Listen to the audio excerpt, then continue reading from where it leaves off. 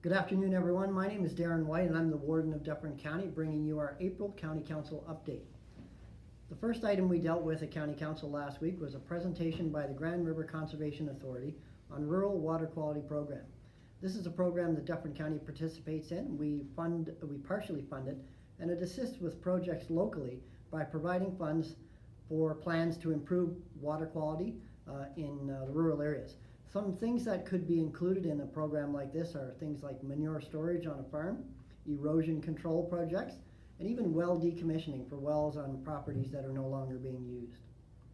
After that presentation, we accepted a presentation by Stacy Daub, who is the CAO of Headwaters Healthcare. We talked about the possible creation of a local health team in conjunction with local groups like Dufferin County, Dufferin Child and Family Services, Canadian Mental Health Association, and many others.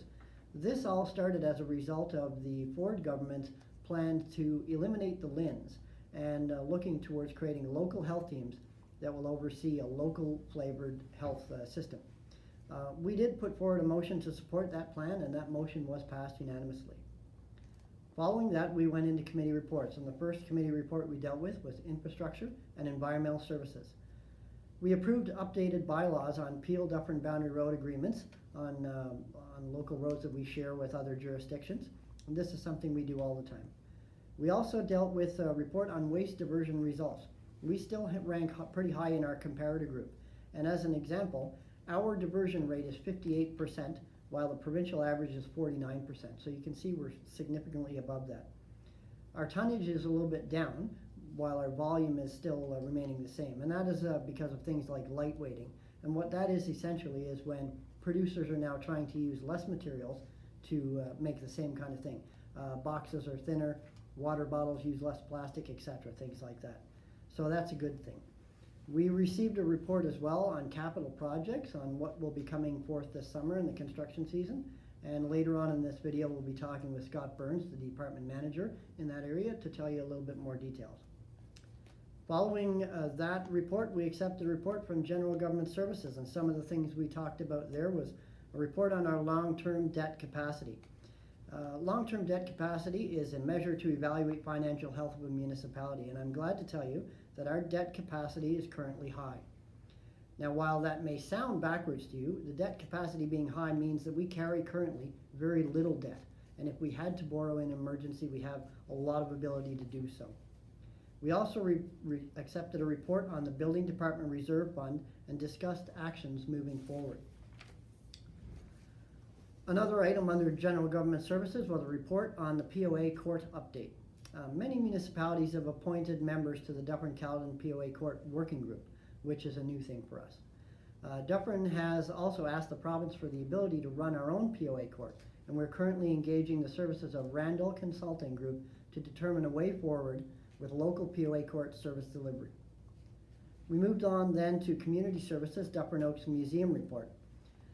That report included a report on Built for Zero campaign, and what that is it's an evolution of the 20,000 Homes campaign, which was created to address chronic homelessness. Built for Zero will continue to work with engaging new community partners and continuing to work the work that is already underway. We also talked about a report on Dufferin County Equity Collaborative. This group is a new initiative coming out of our community services work with DC Moves. The purpose of this group is to increase collaboration between and interaction of social service delivery and social service providers operating in Dufferin County.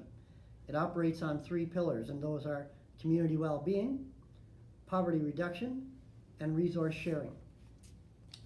To continue community services Dufferin Oaks, we also received 2 reports from Dufferin Oaks Home for the Aged and are preparing an RFP for consulting services to help determine future accommodation needs of the older adult population in Dufferin County. We moved on then to our CAO's report from outside boards. Some of the boards that we do get reports from on a regular basis and members of council sit on are the Wellington Dufferin Guelph Public Health Board, the Niagara Escarpment Commission, Headwaters Tourism, the Dufferin Board of Trade, Headwaters Communities in Action, the Western Ontario Wardens Caucus, and the SWIFT Board of Directors. So you can see we have a lot going on outside the county as well.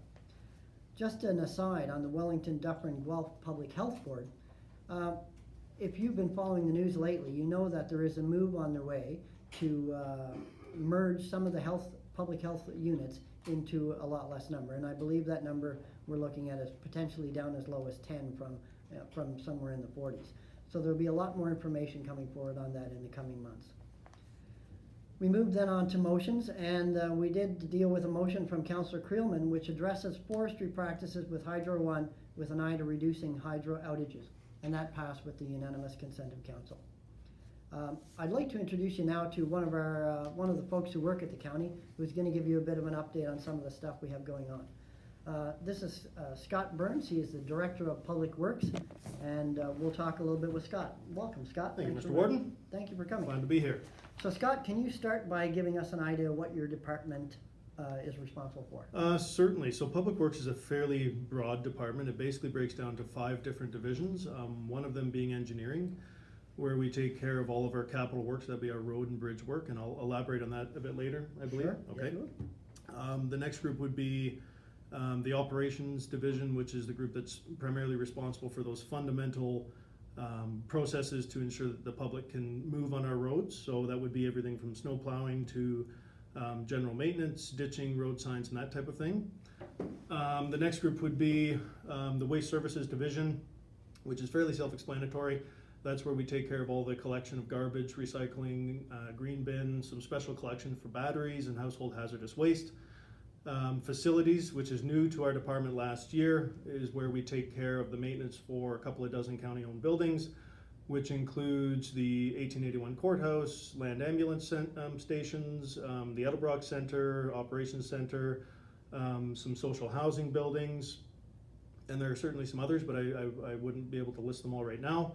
And then another one that's new to us would be the county forest, which is where we sustainably manage 2,636 acres of forest while trying to offer some recreational opportunities for the public as well.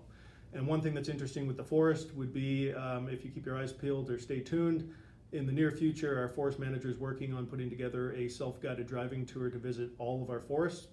We have 14 tracks, so that's tracked with a T on both ends, that people can visit, and generally people are aware of the main track, which is in Mulmer Township, but we certainly have things that people may like to see at each of our tracks throughout the county, so stay tuned for that.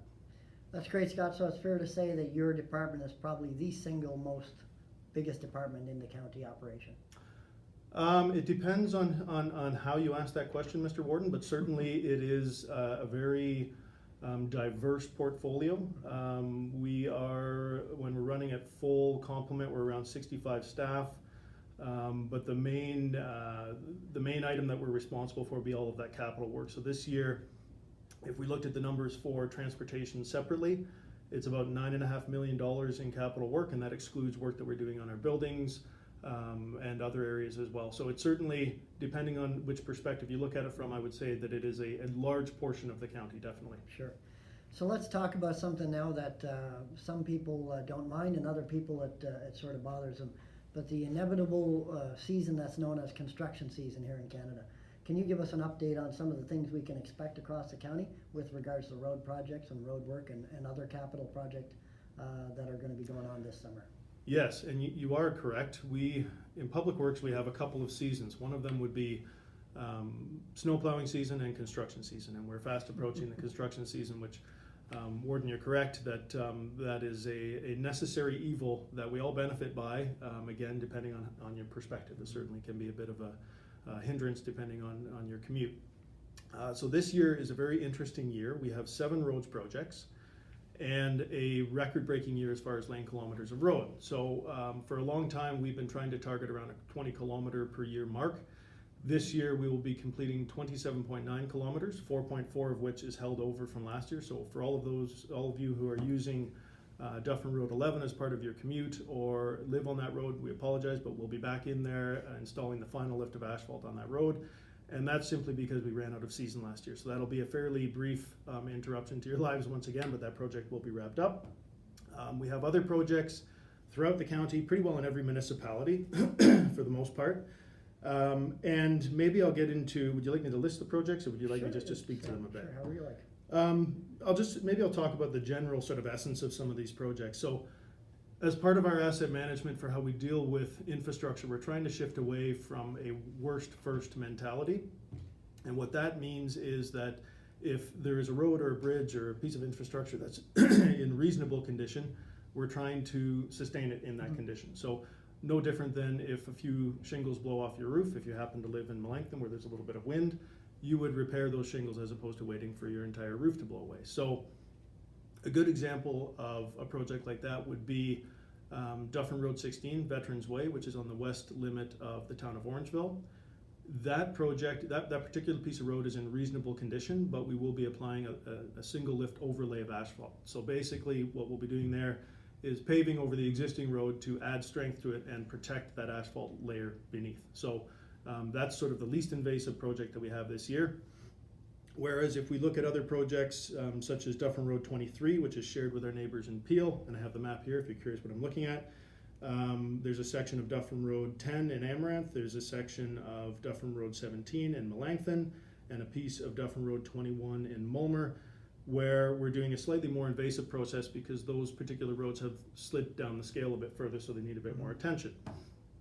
So what we'll be doing there is a pulverization of that material, which basically is breaking up the surface, mixing that existing asphalt and gravel together to give us a good solid base, and then we'll install multiple lifts of asphalt in line with the traffic demands on those roads. Then the only sort of worst case scenario road that we're working on this year, unfortunately Mr. Warden is also in your municipality, would be Dufferin Road 21 through an area that we refer to as the Everglades. So this is an area where there's a significant amount of organic material underneath the road. There's actually a peat farm adjacent to this stretch of road, so you can imagine what that material is like. It's very susceptible to movement. It's very susceptible to swell from moisture and the freeze-thaw process, and therefore it's very difficult to sustain an asphalt surface. So what we're doing in this location is a full depth excavation of that road right down to good native subsoil material and building that road up from scratch. And once we're done that road in a couple of years, we'll resurface, and it should be a healthy part of the network again. Perfect. Is that all? That's it. Seems Actually, like, no, sorry, seems sir. like a little. Let me add a little bit Sure. more. There is more. That's what we have in the way of roads. Looking at bridges and culverts, because we also, and I apologize, we also have a very healthy list of work to do on those necessary pieces of our transportation network. We're replacing a bridge shared with our neighbors in Wellington County in the town of Grand Valley on one of our boundary roads. We're rehabilitating two large culverts that are large enough you could drive a truck through on Dufferin Road 3 and Dufferin Road 5. And then the most interesting of all of those projects that I based on my opinion anyhow from a technical perspective, is the rehabilitation of the Humber River culvert. So if you're familiar with Dufferin Road 18 in the town of Mono, at the south end of Dufferin Road 18, just north of Highway 9, there is a large gully. And at the base of that gully are two pipes that you and I could walk through quite easily. And they're about 250 feet in length under about 130 feet of fill.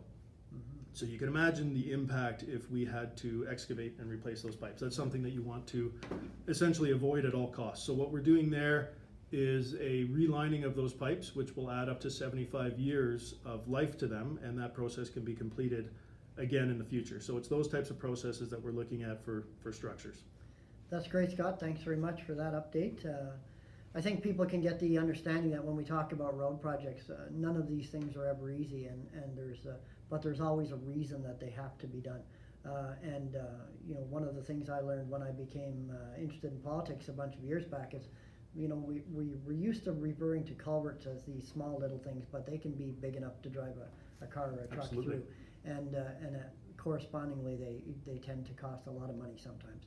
So it's great. Thank you very much for the update on what we can expect this summer. Thank you. And we'll look forward to seeing our new infrastructure in the fall. So next month, in addition to our regular business, we'll also be dealing with notices of motion received from the floor this month having to do with intermunicipal streetlight synchronization. That's something Scott will be dealing with in the future as well. And reviewing and approving county accounts at the committee level. So based on recent provincial government announcements around public health and land ambulance services, we may also have a lot of other things to discuss. Remember, you can also have your say at Dufferin County by registering at Join in Dufferin to be a part of the discussion. Till next month, I'm Darren White, Warden of Dufferin County. We'll see you then. Thank you very much.